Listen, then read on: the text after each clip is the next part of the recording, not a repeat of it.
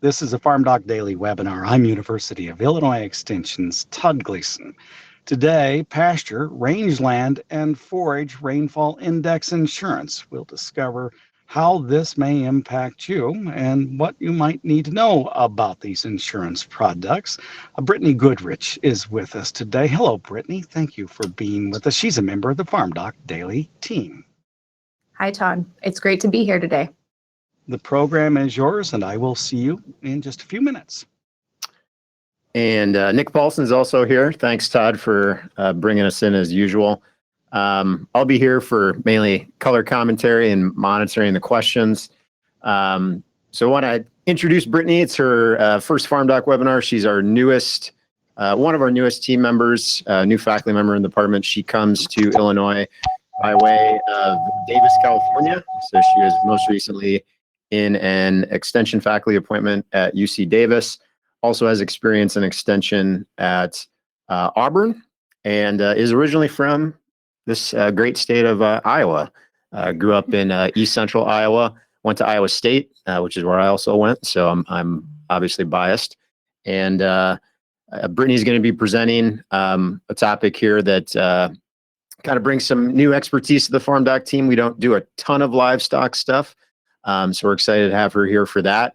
Adds to the knowledge and expertise we have on crop insurance, that she's going to talk to us about these Pasture, Rangeland and Forage index insurance products. So with that, I'm going to let Brittany take it away.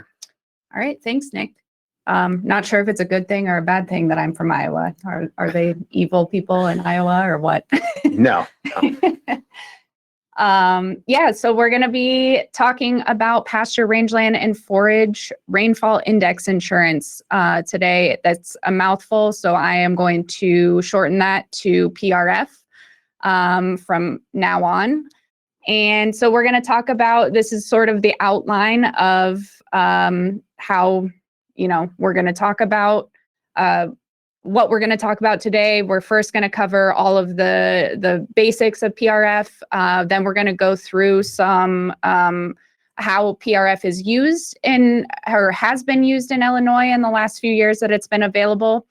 And then I'm going to walk through how to explore different enrollment approaches using USDA Risk Management Agency's online decision tool. For PRF, it's sometimes quite complicated, so it's nice to kind of walk through that the first time through. So, Pasture, Rangeland and Forage Insurance.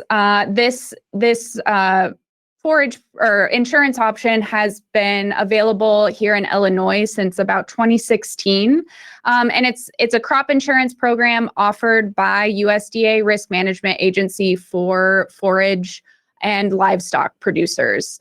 And the idea with this insurance product is that it's going to insure against drought-like conditions, which would then affect forage production. So it can be used to offset increased cost of production. If you end up having to buy hay for your cattle at a higher cost because of drought-like conditions, it's going to insure against that. Or potentially you're having to, sell your feeder cattle off earlier and have some decreased revenues because of drought-like conditions. So this program is going to cover perennial pasture, rangeland, and forage used to feed livestock. So it doesn't cover annual forage. There's actually a separate program for that, though I don't think it's available in Illinois right now.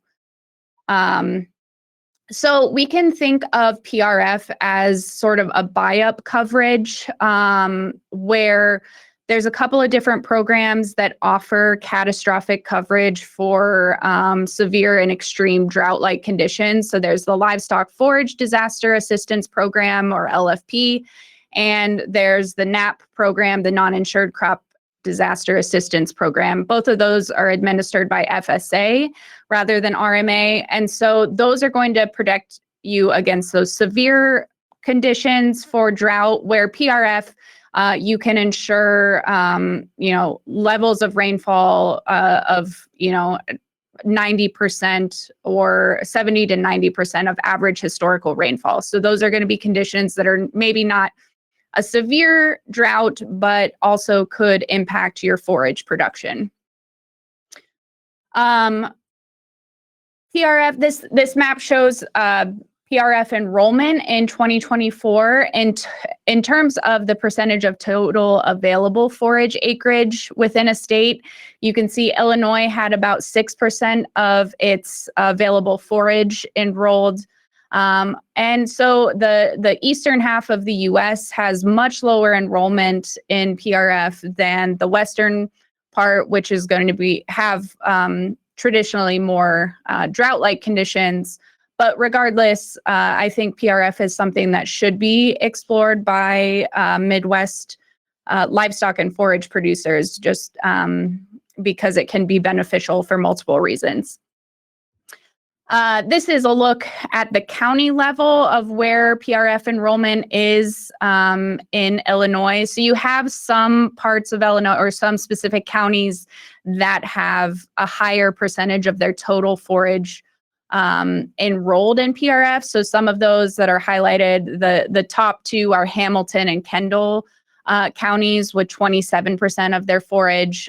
You also have Jefferson with 24% and Grundy with 23%. And then on the western half of Illinois, you have Hancock with 20%. So there are, there's differences in enrollment of that forage land within Illinois. So there obviously are a lot of counties that don't have any enrollment yet that may have forage acreage in those counties. So definitely something to look into if you're located in any of those counties. So we're getting now into sort of how PRF actually works. So PRF is different from, yield and revenue protection for traditional crops because it is an area-based insurance product. So it's not going to be directly based on your forage yield, which is helpful in terms of, especially for pasture production, where we're not, directly measuring forage yields every year. And so it's based on these grids, which are used by the National Oceanic Atmospheric Administration, or NOAA. And so these grids are actually 0.25 degrees latitude by 0.25 degrees longitude, which means it varies slightly over the different latitudes and longitudes. But here in Illinois, they're about 13 miles by 17 miles. And so basically your indemnity for PRF is going to be based on a calculated rainfall index, where your rainfall index is calculated for a specific grid. And that rainfall index is based on the 4 closest weather stations to that grid. And so it uses a weighted average. So further away weather stations are going to count less than closer weather stations to the grid. So this just gives you an idea of the different NOAA weather stations. And so you can see, they're not everywhere. And so some places are going to have better coverage of these weather stations. And so maybe rainfall may be more, or the rainfall index may be more accurate in some areas than others, just based on the number of weather stations and how close they are. So, so basically with PRF, you're going to insure a value of policy. So your liability is going to be based on the different production practices and some county-based values, which we'll get into later. And so you're going to pick a bunch. We're going to go through all of these different choices. But so you can guarantee from 70 to 90% of historical average rainfall. And what's interesting about PRF, it makes it, again, different from traditional crop insurance programs, is that you actually choose the months that you want to insure. So the policy runs from January to December, and you have to place coverage into the different 2-month intervals, which we'll get to soon as well.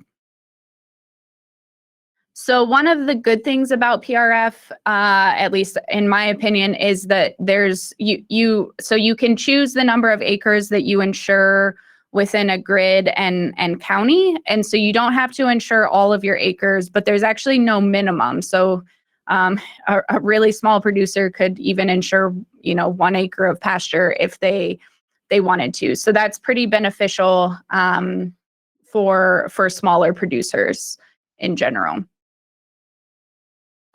So one of the main things that is going to determine the value of your insurance policy and also the premiums is this intended use. And so you have to select whether your forage production is going to be for hay or for grazing.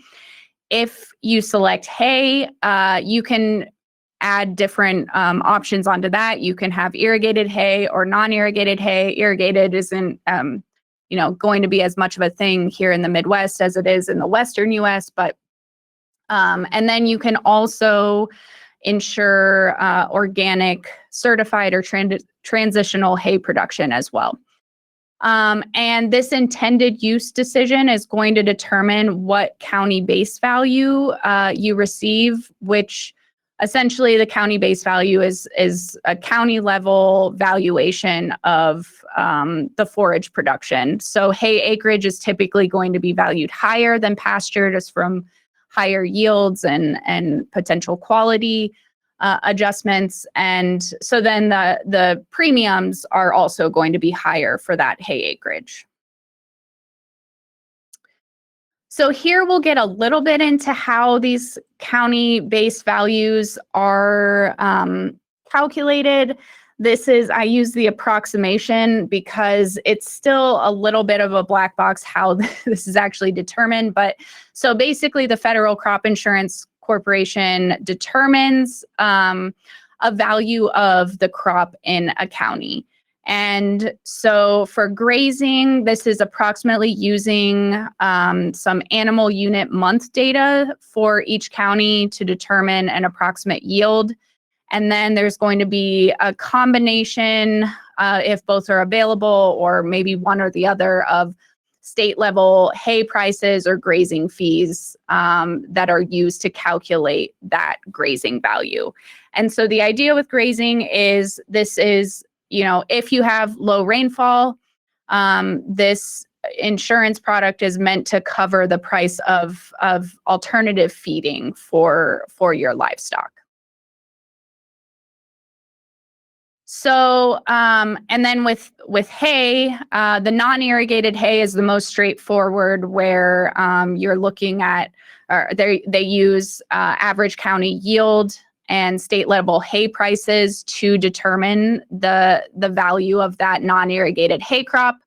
With irrigated hay, which again, we're probably not going to have that much here in Illinois, you're not really assuming a production loss. The value of that irrigation hay policy or irrigated hay policy is really to cover the additional cost of irrigation when precipitation is lacking. So it's going to be, here in Illinois, I would assume it's going to be pumping costs, where in places like California or Oregon, it could be like the cost of water as well. So we just talked about the county base values. So those are determined by the Federal Crop Insurance Corporation. So one reason it's not, I think, in my opinion, not that big of a deal to know exactly how they calculate those county base values is that for your PRF policy, you can adjust the county base value to better reflect your acreage using this productivity factor. And so they allow you to use either 60 to 150% of that county base value to adjust your policy. So the higher the value, the higher the premium is going to be, but then you're also going to get a higher payout if you have low rainfall. So sort of the example here, I think, is for a pasture-based system. If your county base value is $63 per acre, that's what FCIC determines it's going to be. You can adjust that county base value all the way down to $38 per acre if your acreage is not as productive as the average in the county. And you can also adjust it all the way up to $94 per acre if you think your acreage is more productive. So that's really useful to have these flexible policies that can sort of be tailored to your specific acreage. Brittany, that productivity factor would be kind of similar to the protection factor that some producers might be familiar with if they use any of the area crop insurance plans. Okay. Similar idea here. I think they call it protection factor for like the ARPI plans, but yeah, same idea. And then it just scales up your premium and your payment right at those same percentages. Okay. Yeah, and I think that it actually, in the specific like PRF documentation, it refers to it as a protection factor, but for some reason it's referred to as a productivity factor in the decision tool and a lot of other places. So yeah, thanks for pointing that out. So here, the next, another big decision is what coverage level do you want? And so you can basically think about this as what percentage of average rainfall do you want the payments to kick in at? So you can insure at a number of different levels from 70 to 90%. And the higher your coverage level, the higher your insurance is going to cost, just because there's going to be a higher likelihood of a payout with those higher coverage levels. And then we also, PRF is subsidized. And so those subsidy levels are going to also vary with the coverage level. With the lowest coverage level of 70% is going to receive the highest subsidy amount of 59%. And then that 90% coverage level is going to receive the lowest subsidy at 51%, but still the government is paying more than half of the premium of PRF for you when you enroll. So again, one of the big the things that sets PRF apart is that you have to choose these 2-month intervals when you make your policy selection. And so basically, when you place any percent into any of these 2-month intervals, you are basically insuring that percent of your total policy value against low rainfall during those months. So a higher percentage of value is going to mean, you're going to get a higher payment if rainfall is lower in those months. And so you have to ensure, you have to select these percentages of value so that they add up to 100% over the entire year. And there's a minimum value of 10%, I believe, and a maximum value within one interval that varies by interval, but it's usually 50 or 60%. So basically what that means is you can't put all of your insurance into 1 month or one 2-month interval. And another thing is that you can't place your percentage of value into overlapping 2-month intervals. So you can't insure May, June, and June, July. You would have to insure, July, August, or something that's not overlapping. So like other crop insurance policies, PRF is designed to be actuarially fair. And so what that means is over time, the indemnities that are paid out to producers are approximately equaling the premiums that are paid in. So what that means for this 2-month interval decision is that the 2-month intervals with higher rainfall variability are going to have higher premiums because there's a higher likelihood of an indemnity payout. So basically, the amount of indemnities that are paid out need to be similar to what's coming in. And so you can see an example on the right-hand side of the screen here for just a grid in Champaign County. And you can see the different premium rates per $100. So January and February and November, December have by far the highest premium rate. So it's safe to assume that those are going to be higher rainfall variability intervals. Brittany, I apologize if you don't know the answer to this question. I didn't run it by you beforehand, but how do they handle snowfall versus rainfall in winter months?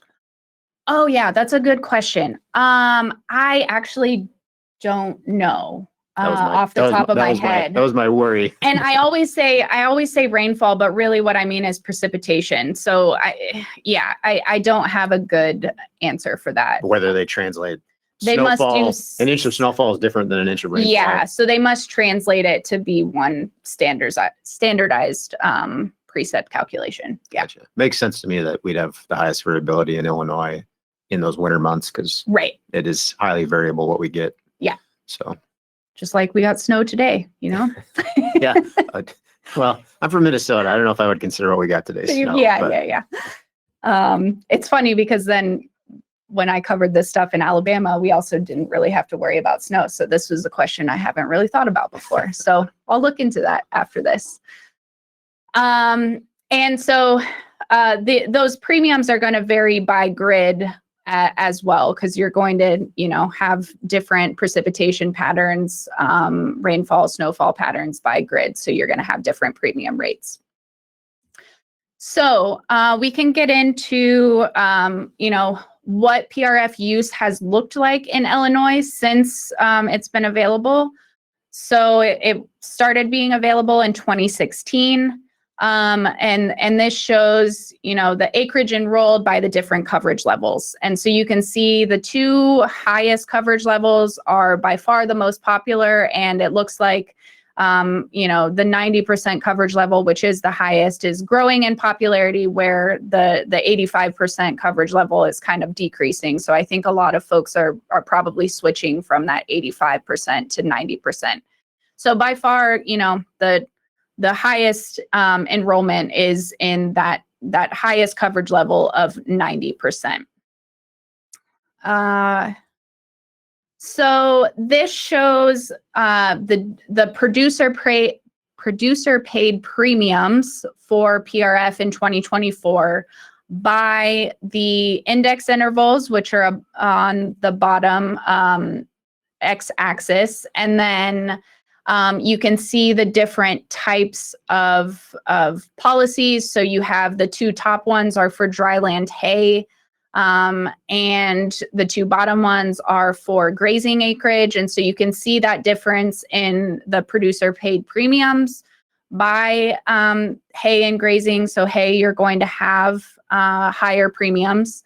And then you're going to have higher premiums for higher coverage levels. So you can see the difference between 90% and 85%. And that's purely coming from the fact that, with a 90% coverage level, you're going to be more likely to get a payout than an 85% coverage level.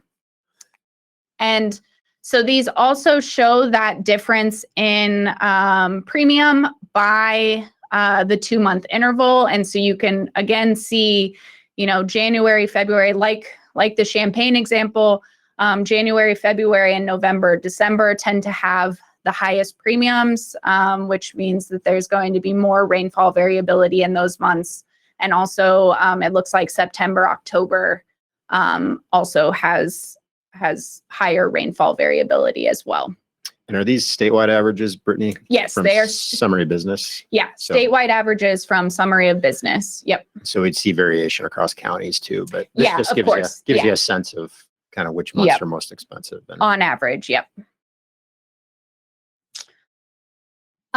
So this is looking, again, a statewide average of the proportion of dryland hay acreage by the interval that the Illinois producers are enrolling in.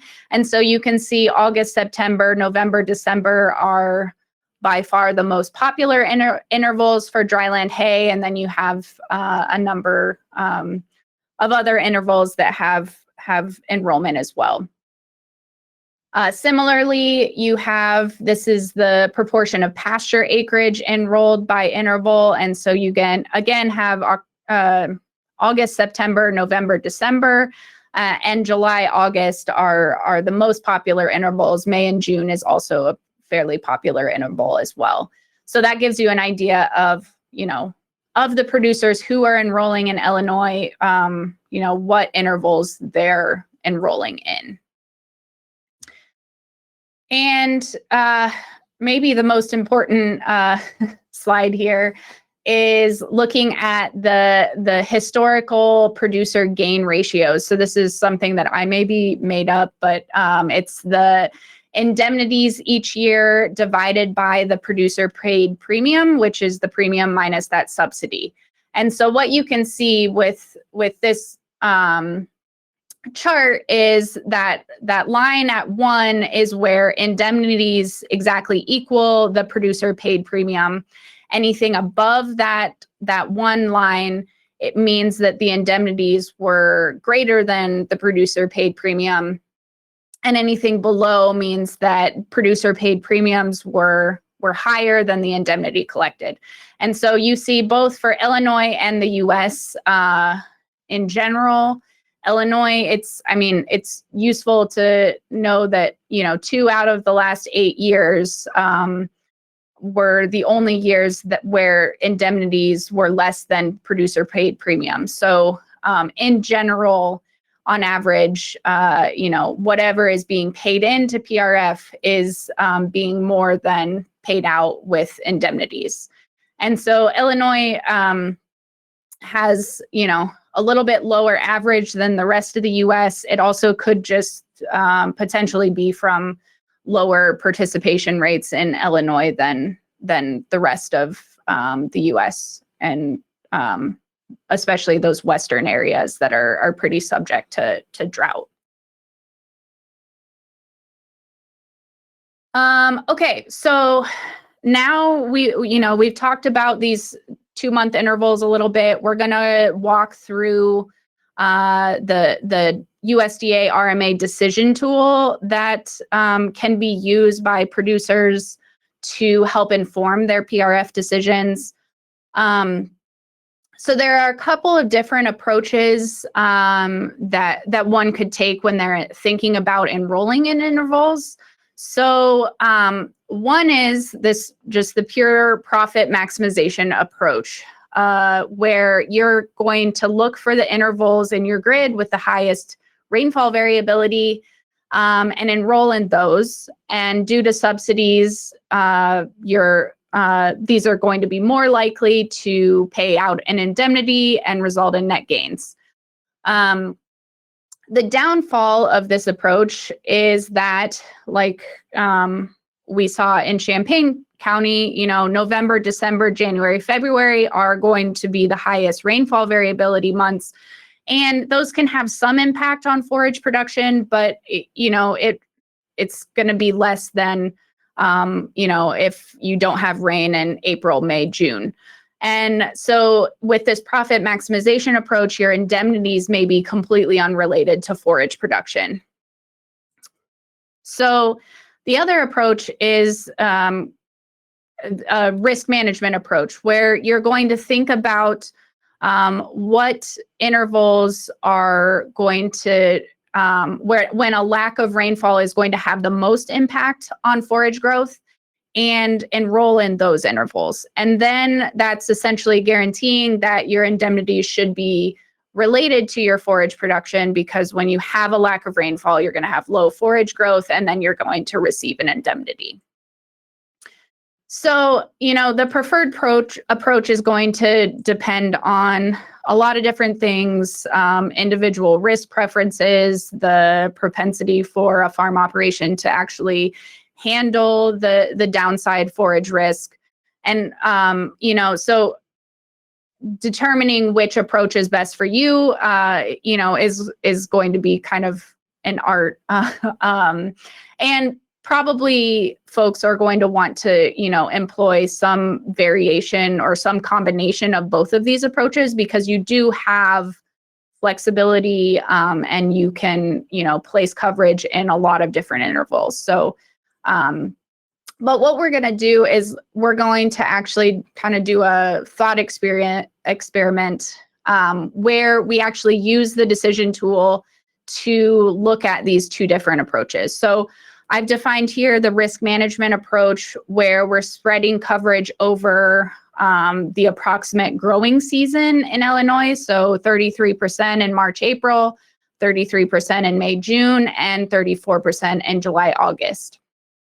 And I also am going to look at this profit maximization approach, where we're going to place or spread our percent of value over the intervals that have the highest variability in rainfall on average in Illinois. So this isn't tailored specifically to the grid, but it's fairly close.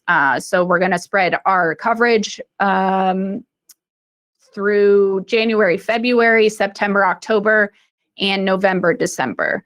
And so I also wanted to highlight these are not, optimal profit maximization or risk management strategies, but I'm just using them for illustration purposes. So what we're going to do is sort of the idea behind this is we would enter our risk management approach. So spreading those coverages over the typical growing season in Illinois. We're going to do that in this USDA decision tool. Then we can use the decision tool to collect data on historical indemnities. So as if you had implemented that strategy for a number of years in the past. And then you essentially repeat this for the profit maximization approach, and then you can compare outcomes. So I'm only going to walk through the risk management approach, but you could do the exact same thing using the profit maximization, which I did before, but I won't bore you all with all of those steps. So once this is all going to be kind of just walking through this decision support tool. So once you've identified your grid I just typed in Champaign, Illinois, and zoomed in and selected this grid, which is 24168. You can click on that decision support tool and it will take you to a screen that looks like this with lots of different components that I'm going to zoom in on. There's lots of moving parts with these policies. But for now, let's focus on the left-hand side, where it's going to give you all of your policy and protection information. So what I'm doing in this scenario is I'm looking at an intended use of hay production, and it's going to be non-irrigated and it's conventional, so we're not doing any organic. I put in a coverage level of 90%, which is the most popular here in Illinois, and I did a productivity factor of 100% just to keep it simple. And I just did one insured acre and 100% insurable interest to keep it simple. And so that gives you that non-irrigated conventional hay production gives you a county-based value of $460 an acre here in Champaign County. And then because of that 90% coverage level, we have a dollar amount of protection of $414 an acre. And it also gives you below that the subsidy level and the maximum percentage of value that you can enter into one index interval. So you couldn't enter 70% into any of the intervals over here because the maximum is 60%. And then on the right-hand side is where you enter your percent of value across different intervals. So you see this is the risk management strategy. So we have entered percent of value. Oh, I see. Yes. I'm going to attempt. So we've entered the percent of value in March, April, May, June, and July, August. And so then you can see you get all of this information on your policy protection. So this is basically just that 33% of value multiplied by your dollar amount of protection. And you see all of the different premium rates per $100 for this specific interval. And this is showing index values for, you can see over here, we have the sample year of 2024. So it's showing actual index values for 2024. The most recent months haven't been entered, at least when we did these screenshots. But it tells you an index value. So you can select a lot of different sample years and see what would result. And if you have an indemnity, because in all of ours, the index value was greater than our 90% coverage level. So we're not going to get any indemnity this year. But you can see by different sample years what your estimated indemnity would be. You can see the premiums and the subsidies for your different index intervals. So once you've entered all of this information in terms of all of your policy information, what you can do is go and click on estimated indemnities at the top here. And what that's going to do is it's going to take you to a screen where you can put in any years that you want, going back to 1948, and it will show you what your indemnities would be by those different intervals each year. So that's essentially what I did for this analysis, and then I exported it to a spreadsheet so that I could actually sum up the estimated indemnities by year. And then you can do that for the profit maximization strategy as well to see on average what would your policy pay out over time. And so that's what I did. And I'm using years 1970 to 2023. Primarily that's because I wanted to do some comparison with hay yields, and I didn't want to go all the way back to 1948, just from technology, changes in technology over time. But so we have these two strategies, and so the profit maximization strategy resulted in an average indemnity each year of $50 an acre. And that's higher than the risk management strategy, which was resulting in an average indemnity of $38 per acre. So that's kind of expected, given that with the profit maximization, we tried to enroll in those really highly variable months. But then we also have to consider, okay, what would the policy premium be? And of course, it's going to be higher for that profit maximization strategy. So it was $65 an acre for profit max, and risk management is $51 an acre. And then you also have the subsidies that you factor in there. So a total producer premium for the profit max policy would be $31 an acre compared to the risk management strategy, which is lower, at $25 an acre. And so, and the average net producer gain from this, so taking that average indemnity minus the producer paid premium, is about $19 per acre for profit max and $13 per acre for risk management. And so you have kind of a $6 difference on average between these two strategies that you could consider. And so one of the big things that I wanted to think about is how well each of these strategies actually protects you from those variations or the downside yield risk for forage production. And so I calculated the correlation coefficient between the indemnities each year and just the Illinois average hay yield. And so a correlation coefficient is going to indicate how related two series of data are. So something close to zero, it's going to range from -1 to +1. If it's close to 0, it means that they're relatively unrelated. If it's close to -1 or +1, it means there's some relationship. And if we're thinking about insurance, specifically forage insurance, we would want the correlation coefficient to be closer to -1, because you would want a situation where if your hay yields are going down, your indemnity payments are going up. And so you can see here for the profit maximization strategy, you have negative 0.02, very close to zero. So there's almost no relationship between hay yields and indemnity. So if you have a low hay yield, you're not going to necessarily get a payment from that strategy. Whereas the risk management strategy is much more correlated with a correlation coefficient of negative 0.4. So we're much closer to that negative 1. So it's very likely when you have low forage yields, for this risk management strategy, you're going to actually also receive an indemnity payment when you need one.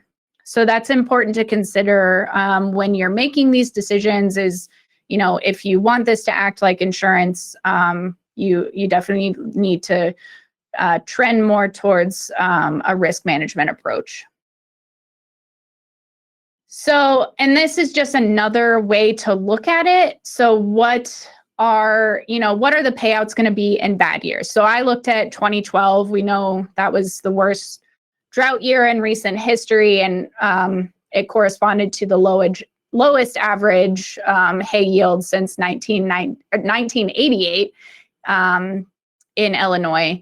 And so the estimated indemnities from these two strategies, risk management paid more than double what the profit maximization paid. So risk management indemnities were $116 an acre compared to only $50 an acre. So this is just illustrating that the risk management approach is going to pay out when you actually need a payment because you have low forage production. Do we need it? Yeah, we got I guess one question, Brittany, maybe it's a good time to take this one now. Is there any reason to think, so you did these scenarios for 90% coverage, which you showed is by far the most popular. Some of those lower coverage levels are very low uptake, a little bit in 85%, but very little below that. Do you think there'd be any, you could set up scenarios and run those using the decision tool, just like you did at the 90% coverage level, but is there any reason to think that the comparison across the two strategies would differ considerably if you looked at a lower coverage level?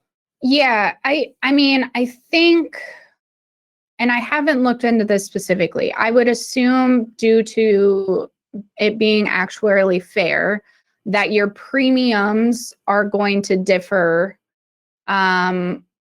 based on your a lower coverage level. So some months it may be more likely to trigger at 90% and significantly less likely to trigger at 70%. I may have mixed that up. But yeah, so I think there would be different differences based on the different coverage levels. But yeah, I'm not exactly sure which direction. I suspect it would be a similar conclusion about profit max and risk management, but the numbers are going to be different. Yeah, and I think one of the confusing things about PRF for me is how they translate the rainfall loss to value, and it's just proportional calculations, right? Yeah. So, I do think that I don't know what distributions of rainfall look like. If they tend to be more normal or if they look more like a crop yield distribution, but I could see I don't think the directional comparison would change. I would still think that you'd probably have a better gain ratio at lower coverage levels with the profit max strategy, but the scale, the amount of dollars we're talking about is just going to tend to be lower, right? Because we're fewer premium dollars, fewer indemnity dollars at those lower coverage levels. Yeah, that's a good point. Okay, so just wrapping up with a few closing thoughts is, I think PRF should be considered by Midwestern livestock and forage producers. The average, I calculated the average amount of indemnity payments for each $1 of producer paid premium. And so for every $1 producers are paying, they're getting a $1.29 back in indemnity payments on average from 2016 to 2023. So it's essentially a net gain. So definitely something to consider as part of your risk management portfolio. PRF is beneficial because it offers a lot of flexibility in customizing policies to different forage systems or different risk preferences. But it is important to keep in mind that you're influencing the amount of risk protection with your 2-month interval choices. I've heard of a lot of instances where crop insurance agents are sort of marketing this profit maximization strategy. Coincidentally, it gives them higher premiums and potentially higher payments as well. But though, as we saw with these examples, if you use that strategy, you just have to know that, like, in years where you have forage losses, you may not get a payment, and you may actually have to pay into PRF, and that may not be desirable for you. So I did want to highlight, I have 2 FarmDoc daily articles that contain all of this information, all of the links, and so you can take a look at those. And the maps that I showed earlier are interactive, so you can actually, highlight the different states or highlight the different counties in Illinois and figure out what enrollment is and how much forage acreage I've calculated. And just so folks have a heads up, the enrollment deadline is coming soon, so it's December 1st. So if you are interested in enrolling in PRF, you need to think about enrolling soon. And it's worth noting that the premium payments are not due until next year. So basically, you only have to pay in to your premium if you don't collect an indemnity, which is kind of nice. But the way you would enroll is through an RMA crop insurance agent. And so there is this agent locator tool. If folks don't have an agent, I suspect that many here in Illinois already have a crop insurance agent that they work with, so you can ask them. And just giving the link again for this decision tool that you can use to help make some of your decisions before going to the crop insurance agent and talking with them. Yeah, and as we let people maybe enter in some questions here at the end, as we let people enter questions here at the end, I had a question that I actually wanted to ask as we went through, and I think maybe at the end is a good time here. So you showed that grid of the NOAA weather stations, and you've got your national map in the daily article, and I think it was in maybe the first slide of your presentation here in the webinar. This program is more highly used, higher percentage of forage acres in the Western U.S. relative to a state like Illinois. But in a lot of those states, I feel like that rainfall, the grid coverage is more sparse.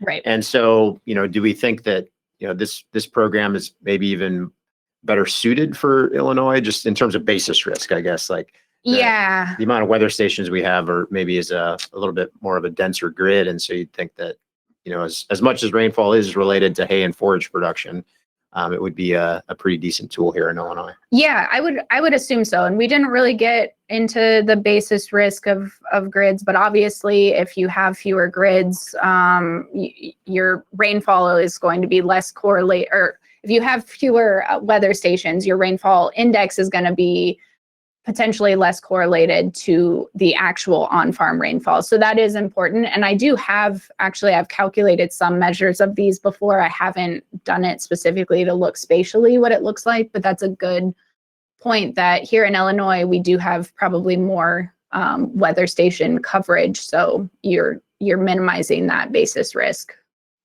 Yeah. Great. All right. I'm going to let Todd kind of do the wrap up spiel here with, recognize our sponsors and educational partners, give people a few more minutes to enter questions, and then Todd will take a few more questions after you go through the end here. Sure. If you have those questions, be sure that you put them in the question box that's over probably on the left-hand side of your page. If you're on a desktop, maybe down at the bottom of the page, it's in the Go To Webinar control panels. Those are the gray boxes. One of them says questions, and if you pop that question in, it will see it. Our sponsors for this FarmDoc webinar include the TIA Center for Farmland Research. That's located right here on campus in Mumford Hall. You can find it at farmland.illinois.edu, along with CoBank and Compeer Financial as sponsors, Corteva AgriScience, Illinois Corn Growers, the Farm Credit Illinois, and FS, Growmark, and the Illinois Soybean Association. Our educational partners include the College of Agricultural, Consumer, and Environmental Sciences here on campus, along with the Department of Agricultural and Consumer Economics, University of Illinois Extension as well, the Gardner Agricultural Policy Program, and FBFM. That's the Illinois Farm Business Farm Management Record Keeping Service. A couple of other things as we finish up.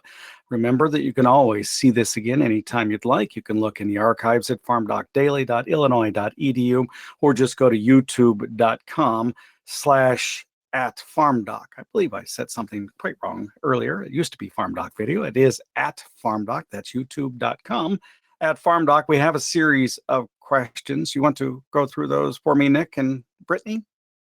Sure. Yeah, and on the YouTube thing, if you just type in FarmDoc, you can get to our channel pretty easily. My 9-year-old daughter does it pretty seamlessly, so I think the rest of us can probably figure it out, although she might be better at technology than the rest of us. Let's see here. Brittany, we got a question on weather data availability. So have you ever, I'll kind of modify the question a little bit. Have you ever run into any producers or areas, counties, grids issues with not having enough weather data, or how do they do that if the weather station misses a month or something like that? Yeah, I'm not 100% sure. So at minimum, they're going to take, for a specific grid, they're going to take the four closest weather stations. So between those four closest weather stations, they would presumably have enough weather information, to calculate rainfall index for a grid. And in some places where there's, more close weather stations, they'll use actually more than the minimum four. And so the main issue gets to be if those four weather stations are really far away from your specific grid, then that rainfall that it's picking up may not be super correlated with your on-farm rainfall.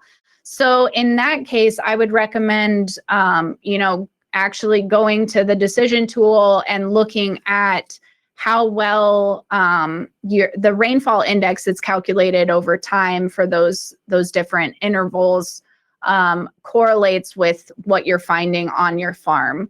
And if it's very uncorrelated, it might not be a good product for you, or you may have to make some adjustments based on that. But unfortunately, there's not really a whole lot you can do, because this is an index that's calculated by NOAA that USDA uses. So hopefully over time they'll add in more weather stations and then decrease that issue.